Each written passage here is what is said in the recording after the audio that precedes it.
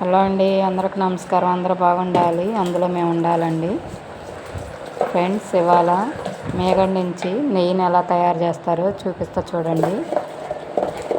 మేగడని తీసుకోను ఫ్రెండ్స్, అంటే పాల మీద మేగడ తోడేసుకొని తీసుకోవాలి.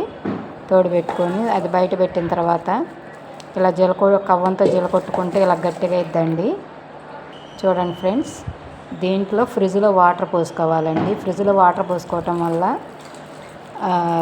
వెన్నపూస అనేది ఏర్పడిద్ది. చూడండి ఫ్రెండ్స్, వెన్నపూస అంతా ఒక పక్కకు వచ్చేసిద్ది. చూడండి, ఆ వెన్నపూస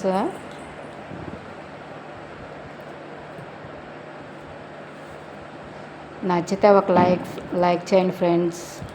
సబ్స్క్రైబ్ చేసుకొని కొంచెం ఎంకరేజ్ చేయండి, సపోర్ట్ చేయండి. కిచెన్ వ్లాగ్స్ని, మోటివేషన్ వర్డ్స్, హెల్త్ టిప్స్, మరిన్ని మంచి మంచి వీడియోస్ మీ ముందుకు తెస్తానండి. నా వీడియోస్, నా షార్ట్స్ నచ్చితే మీకు ఒక లైక్, షేర్ చేయండి, కామెంట్ చేయండి, సబ్స్క్రైబ్ చేసుకోండి ఫ్రెండ్స్. చూడండి, వాటర్ పోసిన తర్వాత వెన్నపూస పక్కకు వచ్చింది. ఈ వెన్నపూసలో వాటర్ పోసి అది రెండు మూడు సార్లు కడుగుతారండి. నేనైతే కడగలేదు ఫ్రెండ్స్.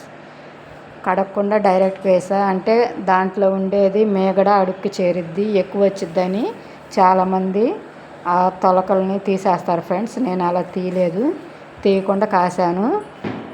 ఇలా ఒక పొంగు వచ్చిన తర్వాత మీడియం ఫ్లేమ్లో పెట్టుకోవాలండి. సిమ్లో పెట్టుకొని చేసుకుంటే ఇలా వస్తుంది ఫ్రెండ్స్. చూడండి, కొంచెం మందపాటి బాండీలో చేసుకుంటే మంచిదండి. కొంచెం మెంతులు వేసా ఫ్రెండ్స్, మంచి స్మెల్ కోసం. కరివేపాకు, తమలపాకు కూడా వేసుకుంటారు. కరివేపాకు కూడా వేసా, తమలపాకు వేయలేదు. మా పాపకి తెల్లగా కాయాలండి. కొంచెం ఎర్రగా కాగితే కలర్ చేంజ్ అయితే తిందండి. ఉదయాన్నే మార్నింగ్ నెయ్యి తినే అలవాటు ఉంది ఫ్రెండ్స్. నెయ్యి తినటం వల్ల మంచిదంటండి అంటున్నారు అందరూ. నాకైతే తెలియదు ఫ్రెండ్స్, మీకైతే తెలిస్తే కామెంట్ చేయండి. చూడండి, దాన్ని వడకొడుతున్నా.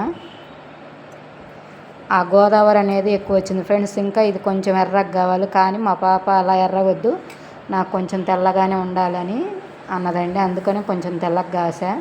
నెయ్యి అయితే రెడీ అయింది. నచ్చితే లైక్ అండి, షేర్, సబ్స్క్రైబ్.